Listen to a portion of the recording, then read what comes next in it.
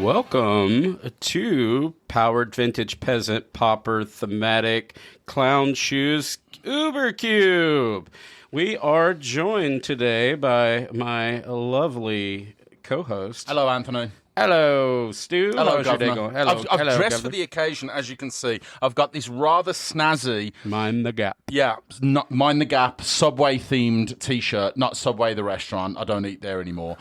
But there you go. All right, moving on. Is that like from the channel? Like, is that like in reference No, to it's from the Subway. the subway? As in which subway? As in UK? Or? As in the Underground Railroad in London. Okay. Yeah. All right. Oh, I'm supposed to know this. Everybody, Ian, you're here.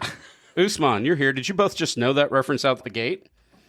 No, definitely not. No, nobody does. No, actually, no one does. I was like, I don't think I did. Well, that's why I explained it. No. So you may have I just may have spoiled the fact that on a random whim, I may have, and there were more. Actually, there were a whole lot more. We're still hoping that, we may have pinged Justin Parnell. Who knows if he may or may not knock on the door. Doubt it very much. But also I said, Usman, what are you doing today? He's like, I'm working. Yeah. And I was like, yeah, sure. Why Sure, why not? I got nothing. Yeah, I got nothing else. Yeah, sure. And then Ian's like, whatever, as long as we get this stuff done before pizza, that's fine. So I got to pick up my pizza tonight. Yeah. yeah, these are important things. So before we get going, let's make believe that this is the first time that anyone has ever heard our voices. So we're just going to take a short little. I'm just going to do this real quick, and I'm going to say hi. My name's Anthony Adams. I have been playing Magic the Gathering since 1997, give or takes. First met it in the Air Force. Buddy Sean said, "Hey, you want to play some super unbalanced? I'm going to give you my crappy decks. I'm going to have this Sarah Angel in here, and I'm just going to beat you into misery. You're going to love this game, Magic." Played that till about 2001, got out of the military, and just took a huge hiatus, huge gap. And then along came this lovely man named Chris, a.k.a. Sandwich, that I saw in the gym one day, and I don't know why I sparked quite possibly the weirdest conversation you can have in a gym. Hey, man. You play Magic the Gathering? Don't you usually save that for the women that you're approaching? He's like, hello, sweetheart, what's your name? And by any chance, do you play Magic the Gathering? No, I definitely use this for really tall, lovely men that are on treadmills because he looked like... And you know what? He responded yes. Wow. I know. You've understated the tallness there as well, because Christy's like, what, 6'4"? Lovely man, 6'5". and Beautiful, and I'm like, he completed me. Yeah. So then he started building Power Vintage Cube, and here we are. We've got a podcast. All right, moving on. Stu, what you got? Started playing Born of the Gods with a buddy of mine from Canada who still plays Magic to this day. We don't talk as often, but I got to get him down here one of the days for our event. I'm telling you, you'd love him. And I'd had exposure to it when I was in college with some friends, but kind of just looked at it from a distance, didn't get involved in playing. And then my buddy came down to visit Born of the Gods, so Theros Block. He was like, you've got to start playing this game. You'll love it. We bought a box. We drafted, built decks, played all weekend. I played online pretty much exclusively for a few years until our good friend Nathan, the well-told fable of when he weirdly very bravely Facebook, decided to post on Craigslist. Facebook, like, hey, does anyone play Magic? Come to my house where my wife and children live. God love you, Nathan, braver than I am. And I've been playing ever since. And then Ian, what you got? And you got a podcast. What's up, Uber Cubers? This is Ian Braverman, the host of Cube Reviews. And yeah, I've been playing Magic since third grade when my friend Parker from many years ago bought new Phyrexia dual decks. And then I bought one, and then he quit Magic immediately. And then I played again at camp, and it was great. I did not do any of the activities at Sleepaway Camp. I just played Magic all day until they implemented no Magic Mondays. We were forced to do other things. You got to go to Canoe, but you can't bring your Magic decks with you. Oh, we tried. Magic on the Canoe, why not? And I've been mostly playing since like Khans of Tarkir, Origins, played a lot of Commander, Modern, Pioneer, Standard, and of course Cube. I have built way too many cubes now. It feels like every 6 months I build a new cube, and it's fun. I love it. All right, Awesome. Usman, the OG, the Godfather. That's right. Hello. I would do a Godfather impression, but I think we established last time I'm not a very good Godfather impression. It's me. Also, I'm tired. I just woke up from Usman. a nap. Been playing Magic since 95, around Revised Fallen Empires. Played as a kid. Got back into Magic around 2005 at the Betrayers pre-release. It was a Betrayers pre-release. Started drafting, then got into limited, and then got into cube around 2008 or 2009, which is where I am today. It's crazy. To me, very not, like, abridged format. 2009 is like, man, that's not very long ago, right? I remember 2009 being like no time, and it's not. It's 15 plus years ago. That frightens the heck out of me. Yeah, I just turned 48, so it feels really far away from me right now. Yeah, like I would have retired from the military had I not gotten injured, and I would have my master's degree. I would have finished, got my PhD, got my MD, became, the most savant surgeon, Dr. Adams. But I didn't do any of that, actually. I just chose different routes. Let me go ahead and set this up. Let's do our drinks. There's a reason why I made you guys do this little exercise. So, Ian, what you having?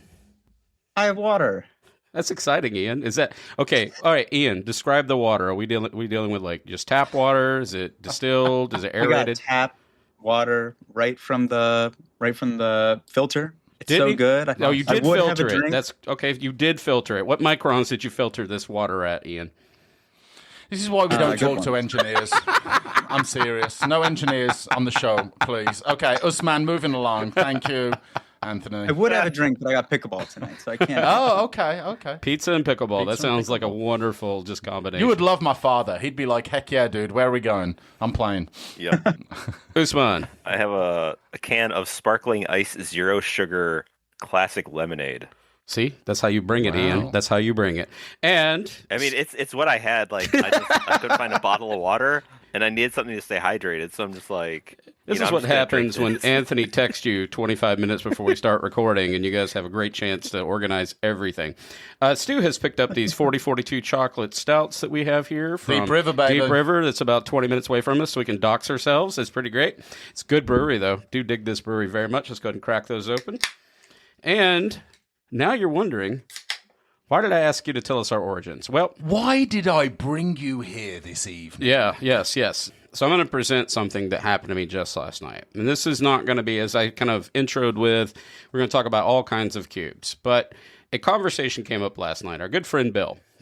Bill is a optimal player, as in when we go to do cube events, we did a charity event in Durham. Bill goes off and does the Legacy tournament, correct? Or Modern? He does Modern. No, it was either Legacy or Vintage. He plays Dredge with Lion's Eye Diamonds and stuff like that. So it's either Legacy. I think it's Legacy. 100% it's Legacy. His Magic game is very serious. It's better than mine. So his review of cards are very, I mean, he will say it and he will not filter it and he will say it to the room. So last night, we're sitting there, we're kind of fooling around with Sam's single-sided shiny cube. That's really hard for me. The shingle cube, as I always call it. But it's just like this maxed out, beautiful legacy type cube. I mean, it's gorgeous, artist proofs, all the above. It's push power, peaks of power. And you have heard me in the past say, Stu says, well, you got your powered vintage cube. You really shouldn't be running XYZ card because it's just not good enough. Just not good enough. And I could put this on repeat. I need to go through and clip Stu on how many times he has said to me, this card just isn't good enough. But I'm usually right. And he's right. But last night, I think the straw that broke the camel's back happened last night.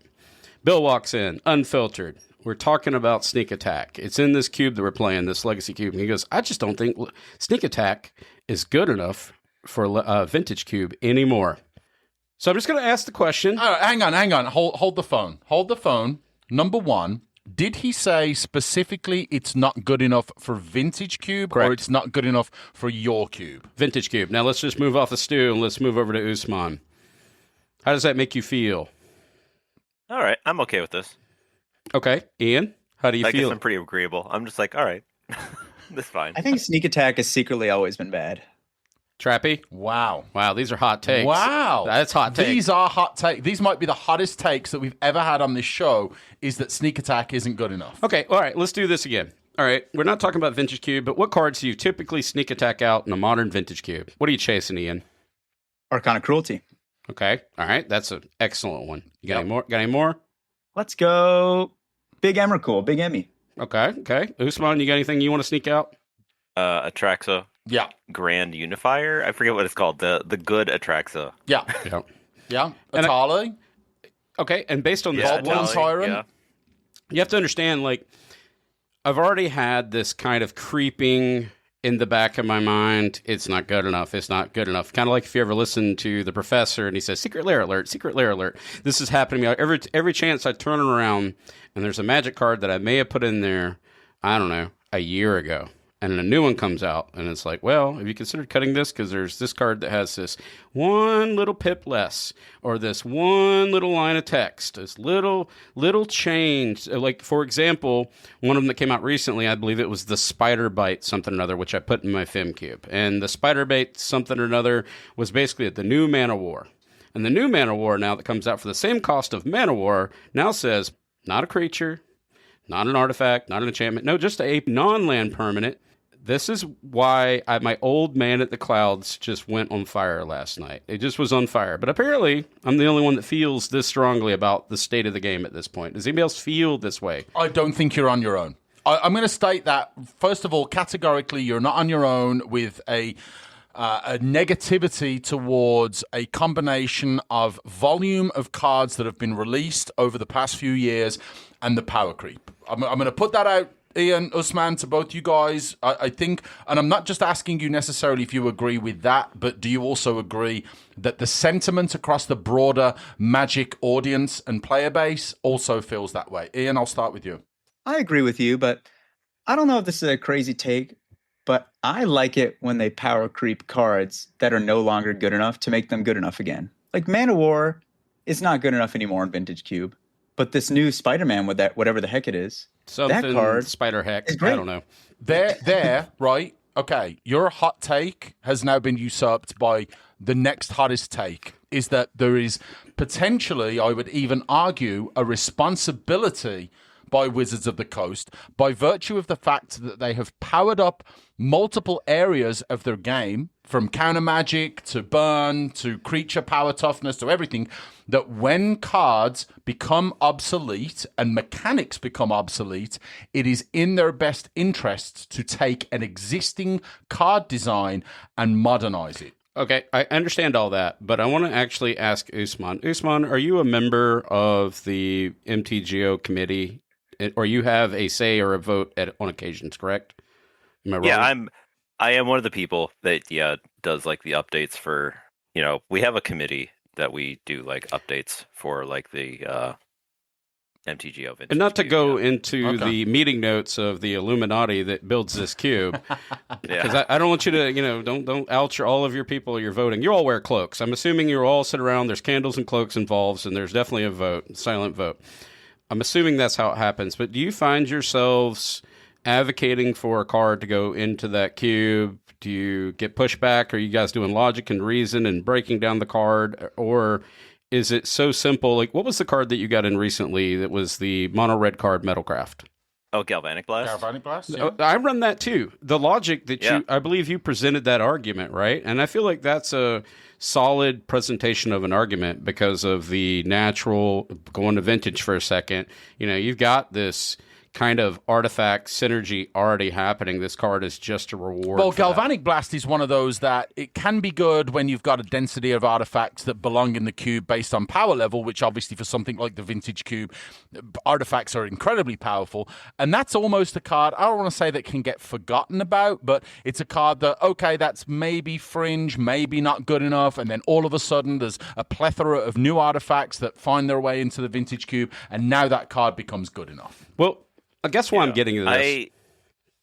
So I would say that's like why I'm not a huge fan of the phrase "not good enough." Yes. Sometimes it feels like it can be very reductive. It's just like this card isn't good enough can be pretty reductive when sometimes it's very context sensitive. 100%. Because I think like sometimes there's like there's like floors and ceilings with cards, and like I guess like with Sneak Attack, it's kind of funny. Like this actually happened last night at Cube Draft. Like, because I have like a legacy cube, but it's something that's ironically been kind of like I've been mentally thinking about just like the role of like cheat strategies in my cube. And it had been something I had been kind of mulling in my head for not years, probably like months. And I was just like, man, I really want to do something with like this. Do I even really want to have the strategy anymore? Oh, sorry, Anthony, go ahead. No, don't apologize. I'm actually dying to get in there. So people came to the defense of the hearth on this card. And the reason why Chris Samich was in the group and Sam is like, it's a build around. At what point, and we'll do vintage for a minute, do we optimize everything? So I have this feeling, this dread that's come upon me when I even look at my own personal vintage list that's kind of ingrained with this idea of, even if we say it amongst ourselves in our peer group, it's not good enough. We may not shout that to the world, right? But it's starting to feel like every card has to be 1-drop or 2-drop, does something instantaneous, interactive, or it just doesn't belong. It is routing out everything. So when Sneak Attack came under fire in this singular conversation, it's not a wrong one. It's just a debate, a deliberation. There's nothing wrong with having that in your group. But it really kind of beckoned to me, well, okay, well, at what point do we now say tooth and nail is not good enough? Well, we already did. At what point do we say, I don't know, show and tell is not good enough? Well, it's a build around. You defend it, and you're like, well, it's fun. Well, it's not optimal, but it's fun. Well, what about Oath of Druids? Well, it's fun. It's not optimal, but it's fun. And we start just weeding this out and turning all this into Flame Slash. We start turning all this into, we get rid of Char. We replace that with the new Devoid version of Char. At what point do we optimize ourselves out of a game in that arena? And some people will enjoy that, but what point do all the cards become the same? Where's the limit? And that's Ian. What do you think about what I just said? Well, I think we're already starting to see that happen. I mean, if you look at the new Magic Arena Vintage Cube, Red-White Aggro is by far the best deck because it just has duplicates of these broken Red-White Aggro cards. It's got Bombardier, it's got Gut, it's got a Johnny. It's just these ridiculous on-the-curve broken cards like you're saying.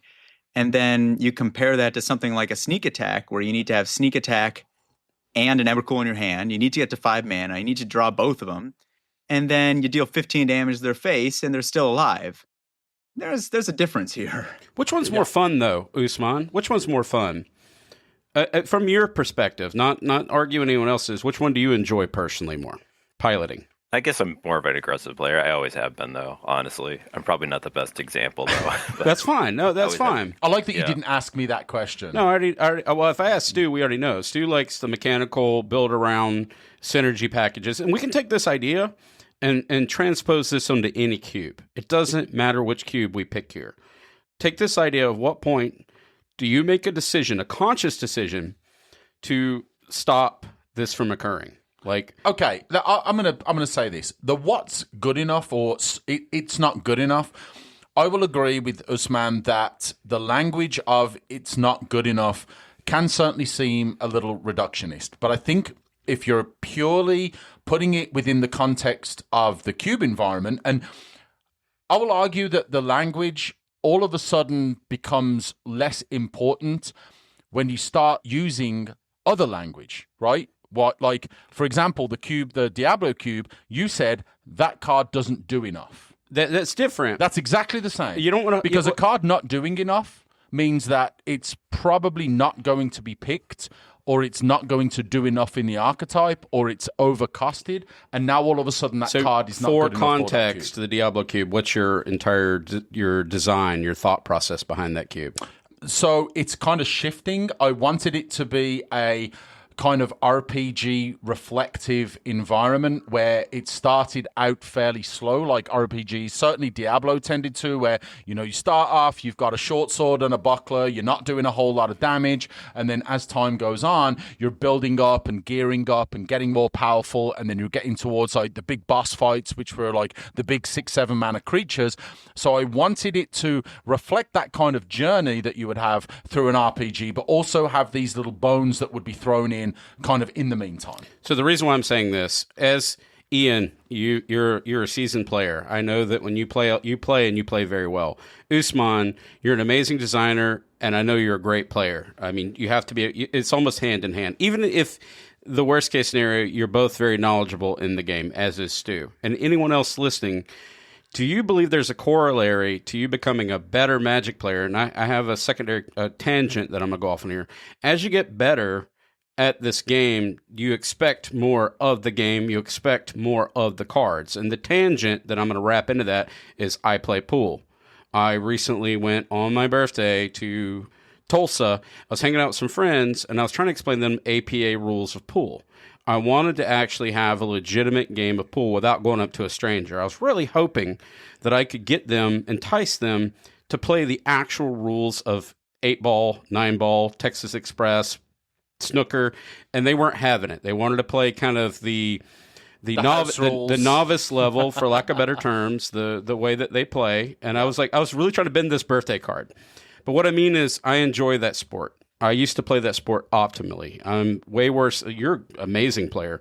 We don't play as much as we should, and my pool table is not the best. But what I mean is, as we push that sport, pickleball, you want to play against a better opponent. You want to push that level. Do we find that we're doing this to Magic a little bit? Ian and Usman, I'm asking you that question. Are you asking more of the sport? I would definitely say yes, as I also expect more of myself. Because when I go to a tournament or I go to something like CubeCon, even though it's definitely a more casual event, I definitely hope to do well in the tournament, even if I'm going for a more casual environment and compared to like a standard tournament or something. And I kind of hope that my opponents will play at a higher level. I hope that we'll play quickly, we'll have some really interesting interactions. So that's kind of the dichotomy of Cube, I think, where there's a lot of newer players, it's more casual, but at the same time, I'm hoping for a high-level game. Where do you land, Usman? So it's kind of funny, like, I kind of feel the same. I kind of feel that way, but more about, if I'm drafting my own cube, about how the meta is. And, like, if I feel a meta's having issues, like, if it's, like, there's imbalance, like, I feel bad. I'm just like, did I screw up or something? And I take that on myself. But, like, if I'm going to somewhere, like, I don't really care how I do. It's kind of one of those things where it's like, most of the time, because I'm playing, there's nothing on the line. So it's just like, okay, I don't care if I go 3-0 or something. Thank you. That's actually what I was looking for. There's different aspects of players, right? But you're both curators, and I'm just wondering how that translates to your environments. I have, based on the sneak attack conversation and what I kind of alluded to in the beginning and gave our historical idea, I've kind of relegated, stepped back, and said, you know what? I want to put my energy into design. I want these cubes to hone the experiences of Usman, and I want Ian to enjoy these, and Stu, and so on and so forth. My energy comes from the joy of your joy as you play my game. I like sneak attack. Right. But I want to play sneak attack. Well, the challenge that I have as a designer is when people, because of the language that I use when you're optimizing your play, none of us are pro Magic players. We're not. But imagine I do have a pro Magic player play one of my cubes, and they look at it through the lens of pro Magic and the expectations of performance, that high performance vehicle, right? They want a Porsche. They want a Cayenne. They want a 911. They don't want my, I've got a Honda Civic. They don't want my 1981, Toyota Corolla hatchback that I used to own, right? They want performance. They want to feel that vehicle. They want to do what they want.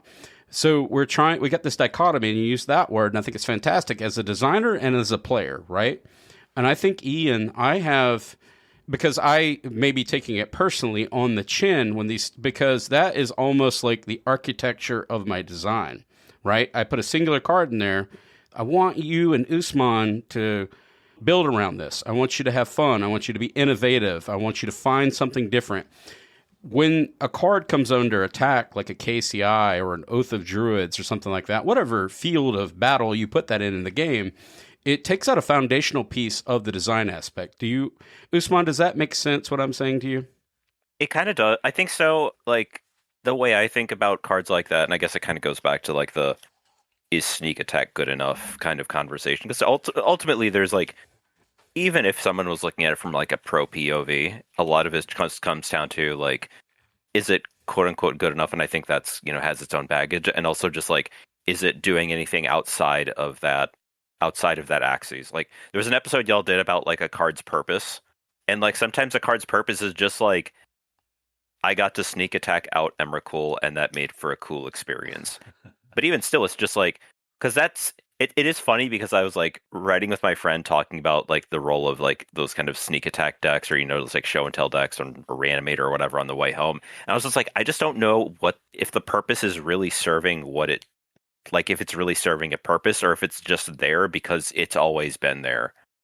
Because I know at least for me, like I try to make my cube kind of more just like kind of I don't want to say generic. It's probably not the greatest or most flattering word, but I'll use that word. I use it just so people can relate to it. Relatable. We'll go with relatable. Let's do that. And just like part of me thinks like maybe that's why I had it in there, but it's just like other realizations. It's just like what purpose does that card have here? And maybe that's part of it. It's just like maybe sneak attack isn't working on the power axis. And for me, it was just like it creates these really bad game patterns. Like a card I think we talked about was Necromancy on the way home. It's just like you either like have the removal for it or you have the graveyard hate for it or you don't, and it rates this really like polarizing gameplay aspect. It's just like what's that doing for my meta? Like is that even like useful? Like if it is it powerful and is it like creating play patterns that I want? Well, All okay, right, that's it. I want to push back on that, and Ian, I'll direct this towards you. I know there's an old guard, there's an expectation, we're designing within another game genre to begin with, right? We didn't make these cards, we sure as heck didn't design these cards. These are produced by Wizards of the Coast, and they built them for standard sets, and we now are working within this paint palette that we're now choosing over the entire reach of Magic if we so desire. Like we have everything that Commander could want and more because now we can expand it outside of a ban list. Who cares if we have Painter's Servant in there? I mean, whatever was banned, right? Or Braid's Cabal Minion. We get to do what we want. That's what makes Cube so beautiful, right? But that construct still exists, right? We still have these. I still run the lanes. I have been dying and never made this episode. Basically, I made a framework of removal, but I wanted to do a framework of Cube. And I've always envisioned Cube.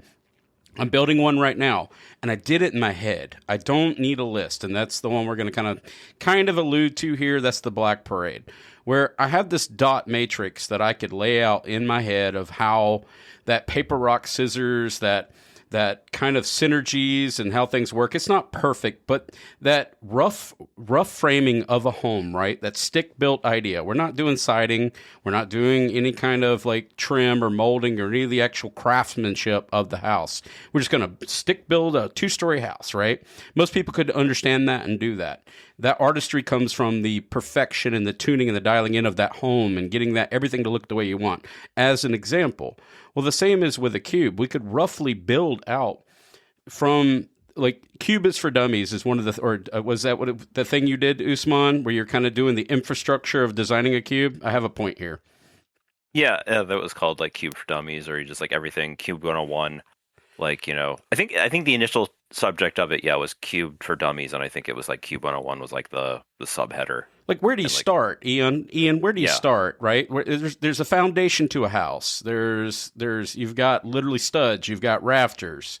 You don't worry about all the stuff. You get your electrical in. Where do you begin, Ian? What's your process of building a cube?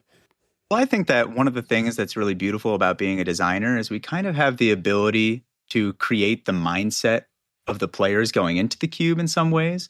Like different types of cubes or different descriptions of cubes or what the cube's goal is can kind of mold what the player will often try and do in that cube. Like, for example, in my cube that we just played last week at my friend's house, my Say Less cube, that all the cards have to have 10 words or less. And there's Gristlebrand next to...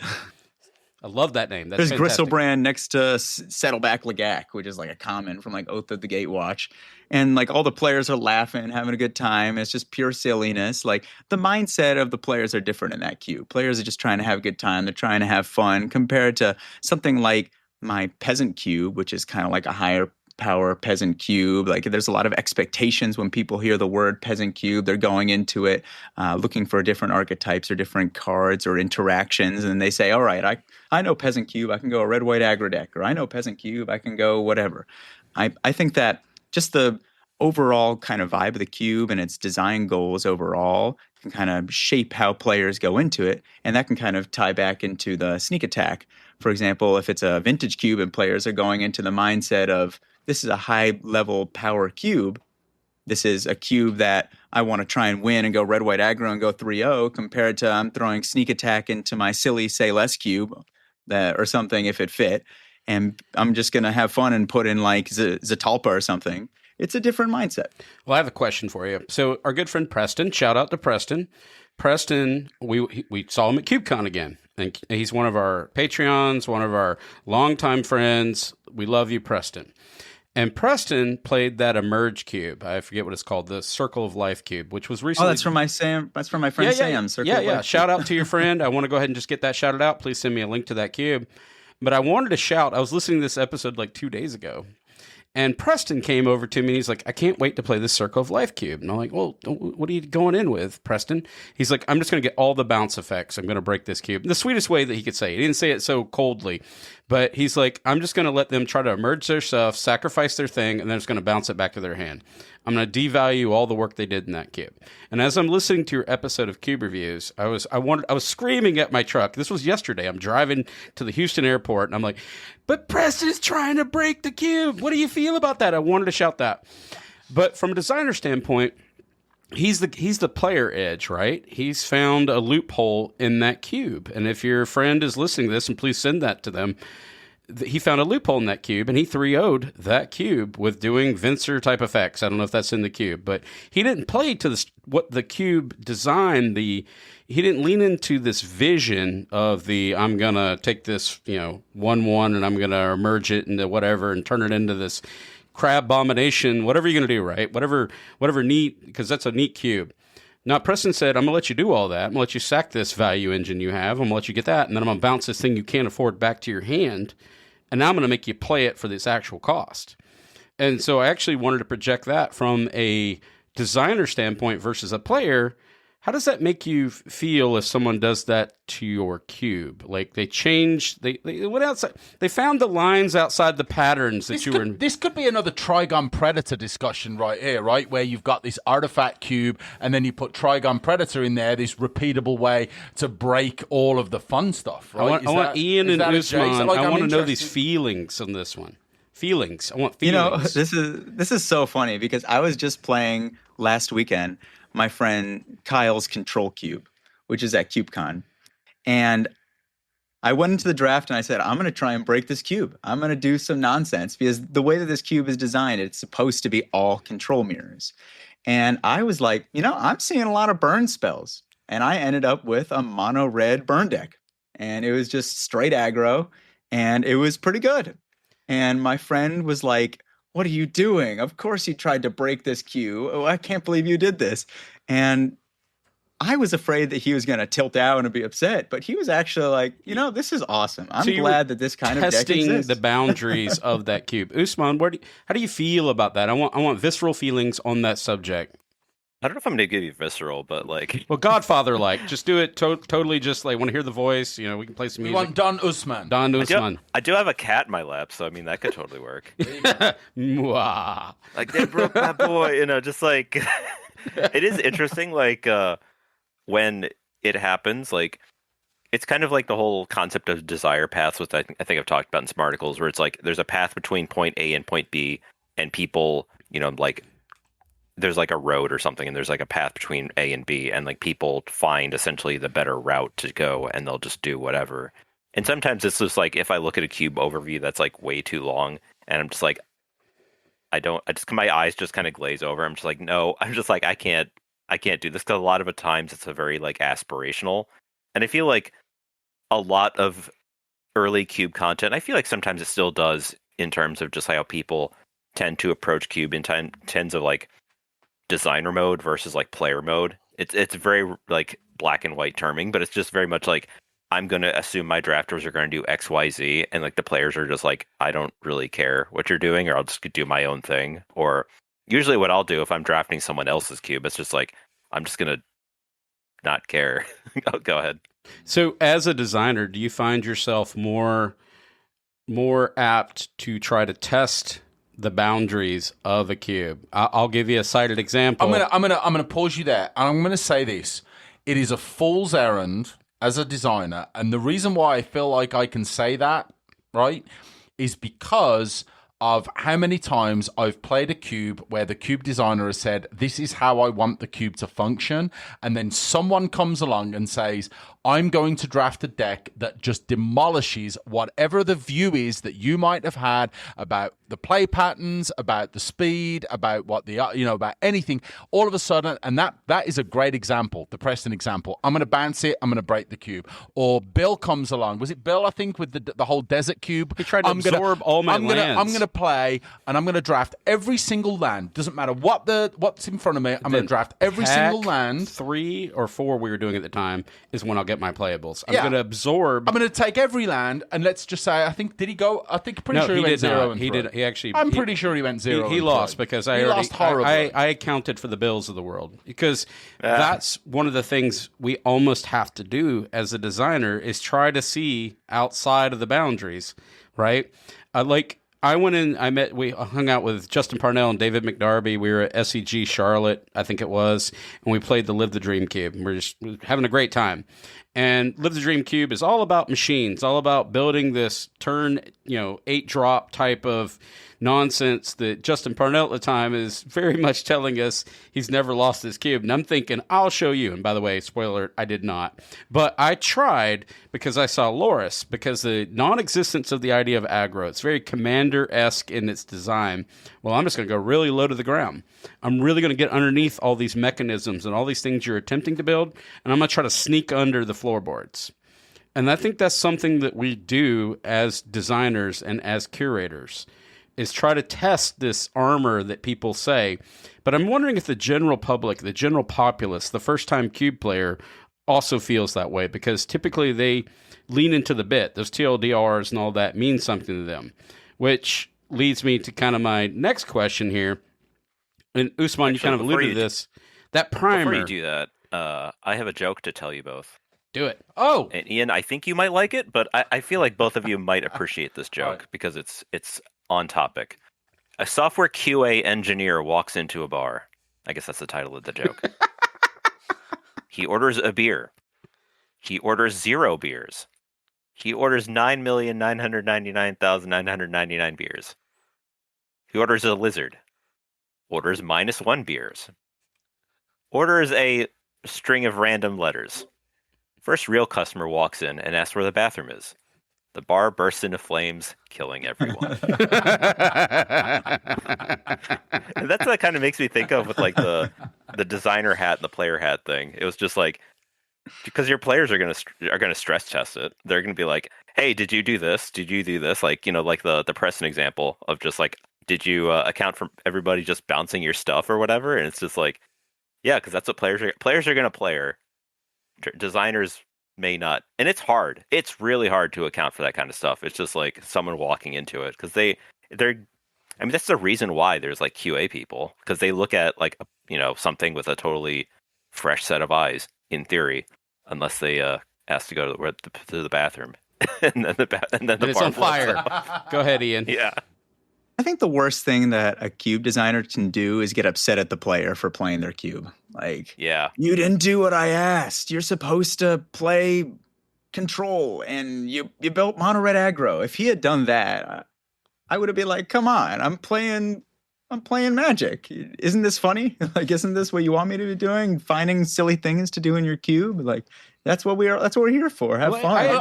If you're gonna get upset, what's the point? Yeah, I'm a silly things. I like to look at the silly things, but I kind of try to approach when we talk about stuff on this podcast. I generally try at most of the opportunities to take the view of the player, even though I've got a cube, I got a couple of cubes, but the player. The experience that the player has is so dependent on the personality of the player and what they do as far as how they approach, the mindset that they have when they sit down and draft. A player who sits down and wants to have fun can be affected by whether or not the cube has a fun element attached to it and a way to have fun with it. Okay? Just like a person who is looking to come in and spike the cube can also have what their idea of fun might be, which is to also come in and have their idea of fun, which is to come in and spike the cube. I'm looking for goofy interactions. I'm looking for if I can get this ludicrous 7-card engine going, right, in Magical Christmas Land. That's fun to me. That's incredibly difficult to legislate for with a cube, right? I will say this categorically, since I have played the amount of cube that I have and even designing the cube that I have, is that it's very, very difficult. And I'm going to say difficult from it's absolutely impossible. I'm going to say manage even to add on to that, even for Wizards of the Coast right now in current standards condition, as they integrate all these new sets and these new abilities and these new cards, even their format's getting broken, right? Or being broken by the players. Not that they ever intended for this to occur, but you can imagine how that must feel for some designers of certain sets to know that a singular card in their set that they released overtook standard. Do you know what? Do you know why that is? Any video gamers here, Ian, Usman? Do you like to play video games? Super Smash Brothers Melee. Okay. Anthony, you like to play some video games? Okay. I don't got time for them. I'm too busy building cubes. Okay, well, let me put this in a way that the video gamers of the world will understand. When you have you got a game company, right? And I like to play some video games, play a little Counter-Strike, play a little Escape from Tarkov, right? And you've got a development company that writes those games and does all the coding and management and tries to keep everything fair and, all the players on a relatively even keel. And then you've got people who develop cheats. Speedrunners. And you've got the players. Yeah. And let me tell you something. It doesn't matter how hard or how much time or how much effort you try and keep up, right? The developers or the cube designers are one small team. And the speedrunners and the cheat designers and the players are huge groups, and all they want to do is break your game, and they are really, really good at it. Ian? Yeah. I mean, Super Smash Brothers Melee as a game is basically a game that's completely being played not the way that they intended. And it's beautiful. Oh, yeah. That's the reason why it's lasted so long. Oh, yeah. I remember when Doom 3 came out, and they were like, I think it was Doom 3 or Doom Eternal, and they were like, we are one of the things that we're passionate about because of how legendary Doom is as a speedrunning game. They were like, we have really made a lot of conscious decisions to make this difficult for speedrunners. And you know what speedrunners did? Not even 24 hours, I believe it was, after the game was released. They found a way to fly. To break the game engine and to fly through the sky, don't have to interact with anything, land at the final, end of the stage, game defeated, right? And you've got id Software, Electronic Arts, Blizzard, Valve, whoever it might be, that are like putting all this time into making sure that they're trying to make this game as fair as possible and as balanced as possible and not to find ways that people can cheat the system. But the players will always find a way to do so. I actually like to put in little hints for contrarians in my cubes. Like when we were doing my trinket cube, which is like a small artifact, trinkety artifact cube, a few weeks ago, my friend Max, he went Storm. And I put in Storm as like funny little thing. I put in like one Storm payoff because like, why not? And then he forced Storm and he did bad, but he had a great time, Like give little hints to these people who just like to try and break things. That's so sick. Let them have fun. I love that as well. Like if you're going to break something, Storm. Usman, what you got? So the funny thing is, Stu, with your example of Doom and video gaming, so like the idea of rocket jumping was in Quake. So good. And it's so good. And it was like, it was unintentional. And then eventually they were just like, oh, let's embrace this. The example I was thinking of also with gaming, because I've been recently playing through the PS1 remake of the Japanese Final Fantasy II, which has nice. For those who haven't played it, it has a very strange leveling system. Like you don't level like you do in most games. You level by like using the stats. So if you take damage, that's when you increase your max HP. Okay. Which creates this weird system where it's like the best way to increase your HP is to like hit yourself and then beat the battle. And then like at the end of the battle, it's like you raise your max HP and then so you heal after and then you just do it again. So it's just like, stop hitting yourself to level yourself.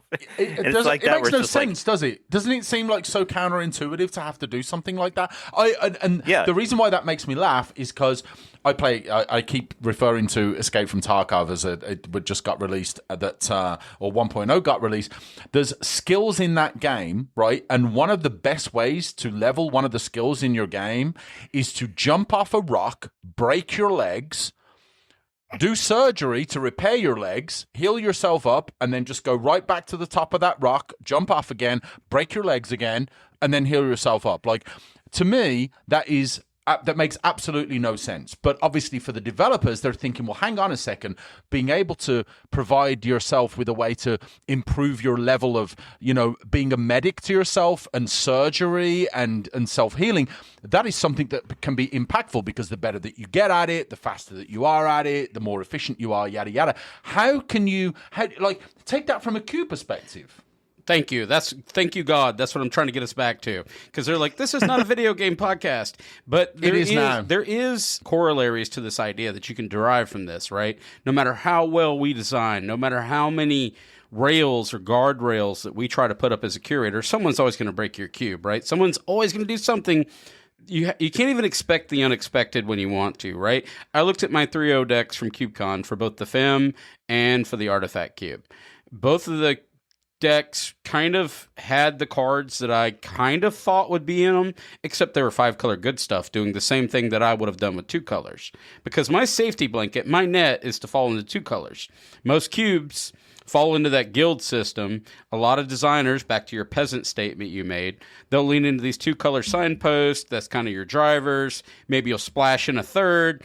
Heaven forbid somebody goes 5, right? You're not expecting that, but really good players like Sam Black and all that, they don't even allow those partitions to exist. I watched Sam Black draft my Artifact Cube in KubeCon 1, and for me, staying open is taking a colorless card. For Sam Black to stay open is take all the lands, and then let the lands take them to the cards. Like, I'm over here like, well, all right, cool. I'm Azorius. All right, Azorius for the rest of the draft. I'll be damned if this dries up. Going to shove this all the way through. Flicker, sure, whatever. But the real in-depth magic, and I'm watching this live, Ian. This is not how I'd even designed this thing. And I'm sitting here watching someone, and I'm live seeing my cube getting cracked, getting shelled open, right? Like, and then I looked at all these KCI decks. 2 KCI decks went 3-0 at the last KubeCon. That's the worst deck in our meta. You know what that made me feel like? People, according to who? According to our apparently measly player. I was going to say, I don't think I would trust the capabilities of our player base. Certainly versus someone with the prowess that Sam Black does, and I don't know what the other one was. That exposure that I got to that group would be very similar. You're talking about the developers putting out this Quake game and not expecting people to do rocket jumps. What do you got, Ian? I think that some of the best story moments come from people breaking your cube. Yes. Because who remembers like the 50th person to go red, white, aggro? But everyone remembers when somebody went mono red aggro and control cube. Or when I force Bant Blink in every cube that doesn't have that. I love it when players build some garbage that I didn't expect, because it makes me laugh. And do you adapt to it? Well, do you adapt? Fun. I'm challenging you. You laugh, but do you go home and try to adapt to this situation? Do you I'm going to put some more brick and mortar. Going to get these barriers fixed. They can't speed run my game. No, I embrace it. I do not. I'm the opposite of that. I literally start doing I do hot fixes and patches. I do. I'm going to stop you. 5-card combos that I want players to find, and if they find it, then that's great. You know? Where do you land with that, Usman? Do you try to patch up? I think I usually try to, as long as one of the phrases I've been a big fan of saying is just like, because like I feel like sometimes cube designers try to get in the mode where everything is perfectly balanced, and I think as my take on that kind of stuff is just like, as long as you get your macros good, everything else is fine. Like, as long as your metagame isn't like super like lopsided or anything, I don't think it really matters if like your Golgari decks are worse than your Izzet decks or something. You know, just like, because that doesn't really matter that much. But as long as your overall metagame is fine. Yeah. This takes us to our Anthony therapy session you guys can all do for us here. So based on this whole conversation of sneak attack not being good enough, and my sneak attack is totally good enough. Me taking all the changes and all the criticisms and all the, for lack of better terms, the needling from my group on my vintage cube, I've opted to actually build a whole new cube. A whole new world. A whole new world. I want to build something that feels safe. I'm turtling up. I'm going back. I'm getting defensive. And I have built the Black Parade. And I'm taking Magic back, and that's one of the things I sent you guys, back to where I have clarity and I have understanding of performance. Where blue is powerful, and I know this, right? And I know Sneak Attack is still good, and I know Oath of Druids is still good, and I know Grizzlebrand is still good, and Bolas the Citadel is still good. And I've been putting this out there on all the socials that I can, but it's kind of a outside the personal meaning, which you'll hear in a few episode that'll be in the past. You guys will get to hear that, and you'll have to tolerate that. I wanted to take Magic back to something that felt like a little tight blinky for me, something a little warm. I wanted to remove myself from all the breaks. I know where this Magic is broken, if that makes sense. I'm not out there with a machete cutting through the hedges, out pioneering with Avatar, wondering if this card is going to snap my cube in half. I wanted to peel it back to where I feel secure as a designer, where I know players are going to play a certain way because I have witnessed it. Does that make sense? Like for Ian and Usman, what I'm trying to say. I want something that feels more comfortable for me as a designer, where Ian's trying to break my cube. I kind of have a pretty good idea where the breakpoints are, where the leaks are. I think that's a great exercise, and I think that sounds like it would be a really fun cube. I think that it comes back to player mindset. Seeing a cube like this, where it's kind of nostalgic, it has a lot of the old favorites, then that's a cube that people are going to draft differently. But then I think it also comes back to there are a lot of new Magic players. Magic is a growing game, and just because a card for you is a tried and favorite old card that you've played with a lot of players may have never seen these cards before. Like, I don't know the last time somebody played with an Imposing Sovereign, for example. And for them, they're going to try and break it just the same. Even if it ends up being something that you've seen before, everyone's going to try and break it. I agree with that. The breaks are known quantities. Opposing Sovereign, your opponent's creatures into the battlefield tapped. But the idea is kind of like I'm going with tried and true, and I have less leaks in the boat. Usman, how do you feel about that idea? I think it makes sense. Like it's something you can control. No, it's control. That's what you said. Literally, I'm putting the boundaries back on, so you can't do these jumps that you're doing, rocket boost and all this stuff you're doing these games, flying over my screen. I know where you fly over my screen. That's my center. That's my home. I want to go back to that. I want to take it back, just like with Sneak Attack, right? I predictably, I know how it plays. I think that makes sense. Like, just if it's something like that, it's especially for cubes that have a certain time stamp, to where they're going back, or like a certain time, using like a set time period can definitely help to identify where things go. So it's like Sneak Attack, I think, or just like cheat targets. I think that, like, again, I'm kind of going back to the conversation that I had with my friend on the way back. It's just like there's like some old cube videos. I think there's one that Evan Irwin did like years ago talking about like how you can reanimate like a Necroma or something and then it dies to a swords, versus like nowadays when your win conditions are a lot more resilient, and how that changes the structure of how cards play out. And time locking a cube to a certain time doesn't mean means you don't have to worry about, oh, here's another Vaultborn Tyrant or another Archon, which has like built-in resilience or something, because that's like the main part of what makes those cards tick. But I think it makes sense. Yeah. To Ian's point, the new tech is going to be new to a new player, but for the old dog that's managing or cultivating that idea of the cube, we kind of have less of the expecting the unexpected, because yes, I know you'll sneak and attack an Emrakul and hit me for 15. It's sure, I will allow that. But I also had a hard time deactivating this idea of like the really old school broken magic. Like, I'm not running briberies, I'm not running treacheries, because I'm still applying this modern design aspect of, well, those cards just aren't fun for a lot of players, right? So I almost, when I was designing this cube, had to do multiple positions of my thought process on my journey of cube design, right? Even though that's a we'll call it a legacy cube, vintage light, whatever you want. I don't have the Power 9. But the idea is that I went for the safety blanket, right? Whereas I go pioneering with the idea of, say, for example, the artifact cube, and I introduce all these EOE cards, right? And I don't know how disruptive they'll be to the environment. The exposure of the new sets coming out do create this tension between designer and player. Ian, you see where I'm going with this? Yeah, I think it kind of like reminds me of the format that's been really popping off in the last few months to a year, pre-modern. Players really love to play this format because it's a known quality. They get to play with older decks that they loved from years ago, and there's never going to be any introducing new thing that's going to break it. And I think that that's a lot of fun to revisit kind of these nostalgic old feeling cards. And there's always going to be things I think that can surprise a designer, like decks that might not show up very often or combos or synergies. But I think it's great to have a cube for players who want that nostalgic experience. So I've got one more question. Let's switch gears. We're going to kind of go towards the wrap up. I'm going to put you guys on the spot. This is going to be an awkward question. I don't want you to rank these, but we are moving to the holidays here at Ubercube, right? We're actually going to take our little break. Happy holidays. PSA. Ubercube is actually going to probably shut down. I'm going to try to stay in tune with here, but it's terrible. Around the 15th of December, so we're going to try to work on that. I wanted to ask a question that nobody wants to answer, and it cannot be your own, by the way, Usman.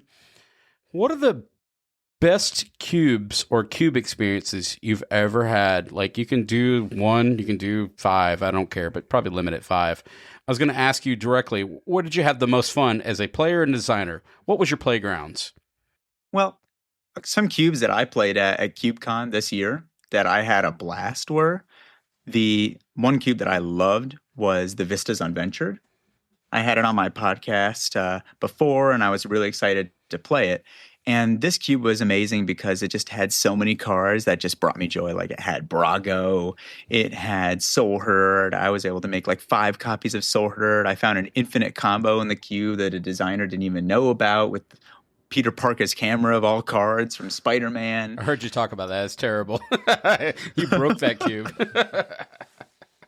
I just think that cube is great because it kind of embraces letting players go for huge plays, go 3, 4, 5 colors, and do things that most other cubes can't really offer, and embrace craziness. How about you, Usman? What you got?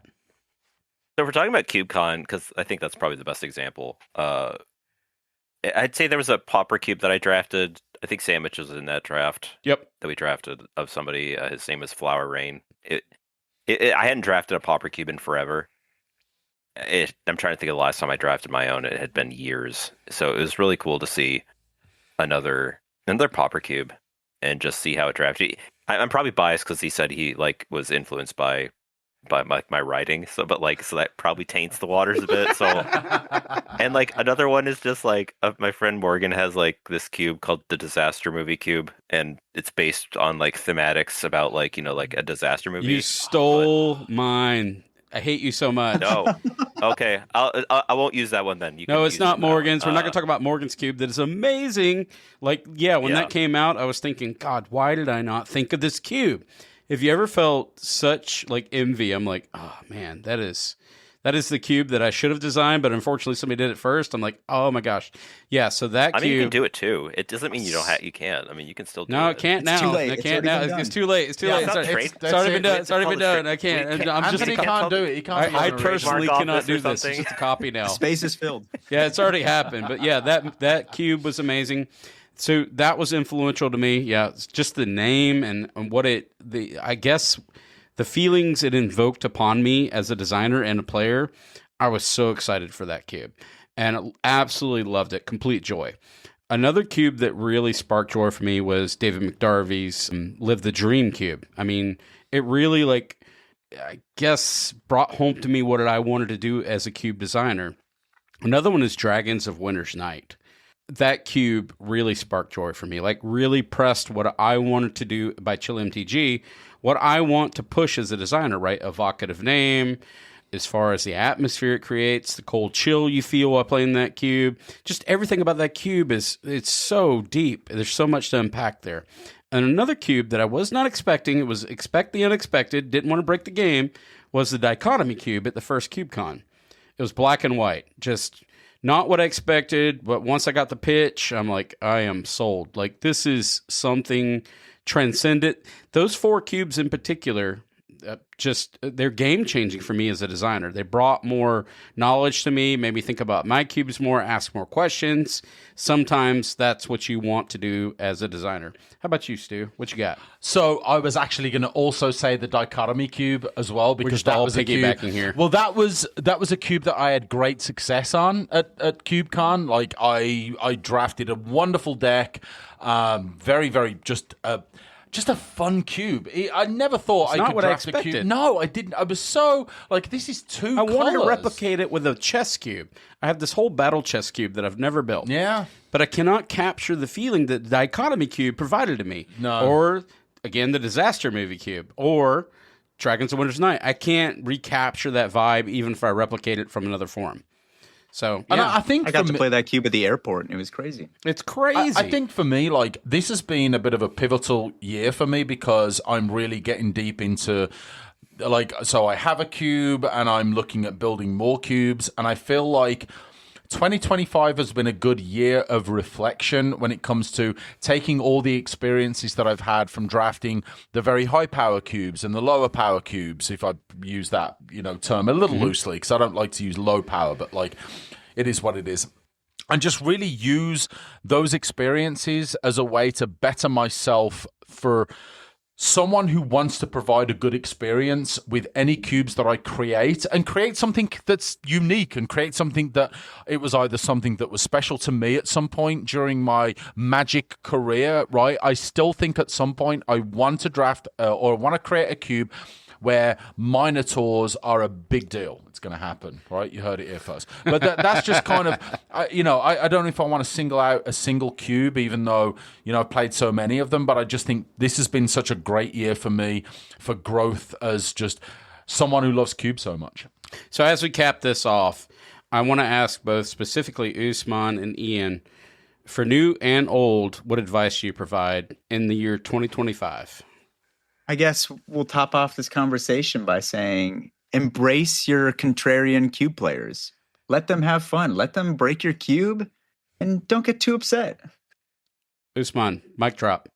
I would say for new cube designers, don't sweat the small stuff. It's so easy to get caught up in minutia that it just becomes like paralysis analysis. It's like, what do I want to do with like XYZ? Like, how many cards? I need to cut like 5 cards. It's just like, just stop. Just make your cube. Please just stop sweating the small details. Like, you can work the rest out in post, but I've seen that happen so many times, and I was guilty of that. I probably still am, but like, that's what I would advise for new players, for new cube people, or not new cube people, but just like ones who aren't just creating a new cube. It's just like, try to think outside the boundaries. Like, sometimes it's very easy to pigeonhole cards or just like archetypes, and just to assume things are set in stone, and you don't have to.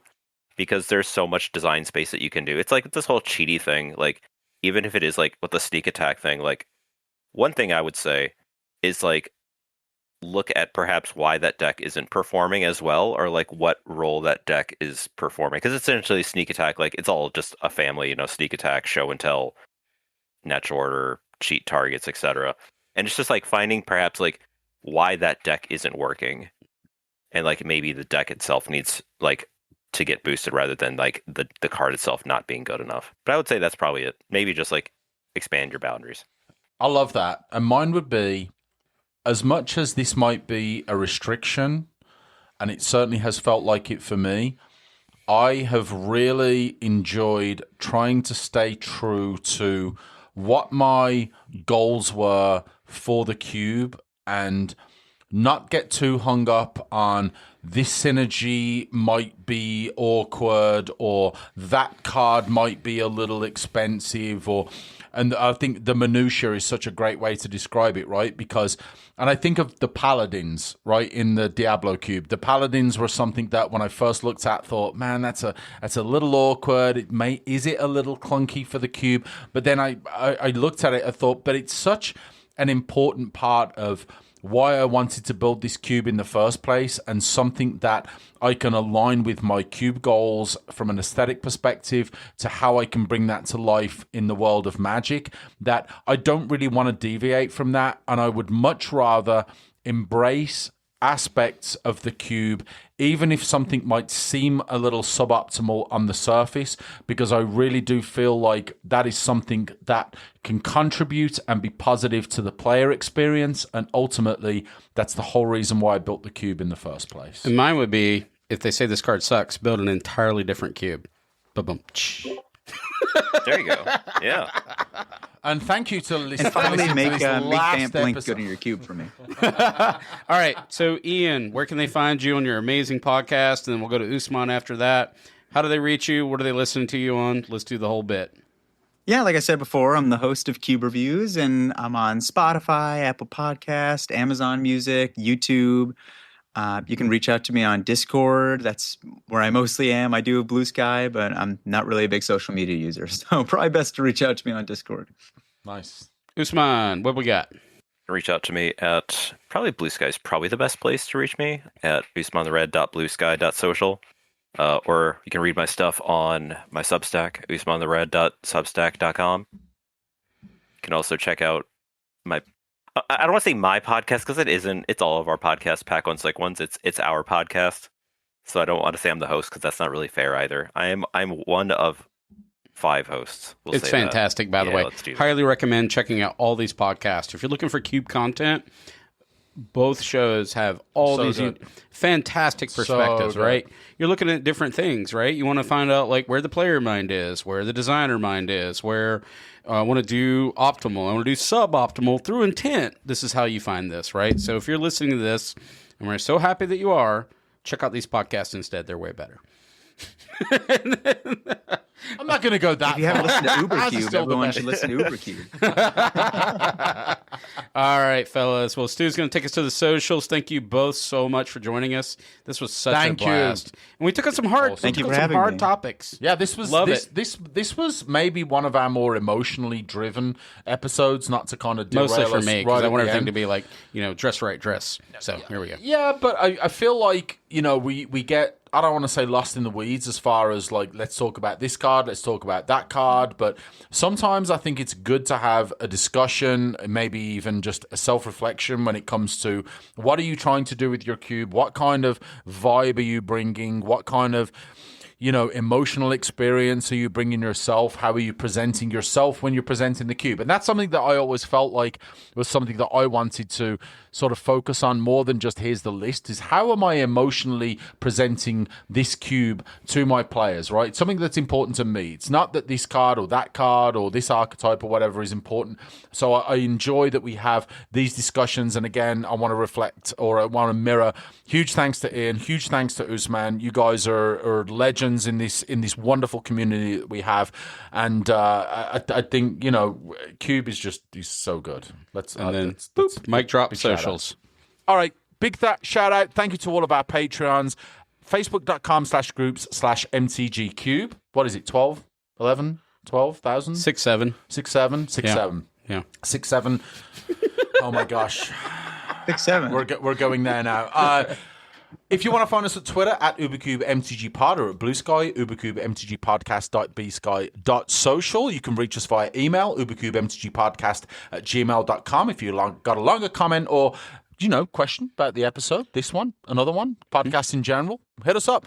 As always, come hang out with us on the Discord. Lots of cool conversation going on there. And again, patreon.com/UberCube if you want to support the show, help us keep the lights on. Big thanks. And with that, We're going to say the thing that we always say here at UberCube, and that is happy cubing, happy cubing, happy cubing, whispering happy cubing. All right. happy cubing. Happy cubing. Happy Yeah. cubing. Pick a ball Let's go. Pizza and time. pizza. There you go.